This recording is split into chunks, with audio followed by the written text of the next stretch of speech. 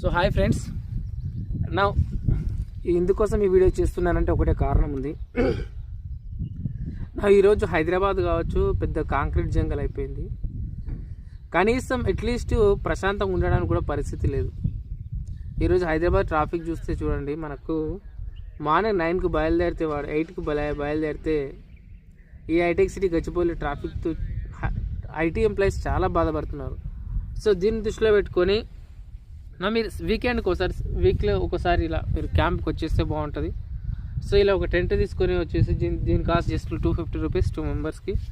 So మీరు ఇలా ఒక టెంట్ తీసుకొని మీరు కొన్ని ప్లేసెస్ ఉన్నాయి, అండర్ ద మూన్ కావచ్చు, వైజాగ్ కాలనీ కావచ్చు, అంటే ఇక్కడ జస్ట్ హైదరాబాద్ నుంచి ఒక 100 to 250 కిలోమీటర్స్. చాలామంది ఏం చేస్తున్నారంటే ఒక ల్యాప్టాప్ పట్టుకొని ఒక మొబైల్ పట్టుకొని సండే రోజు కూర్చుంటారు, లేదంటే ఇలాంటి మాల్స్కి వెళ్తారు.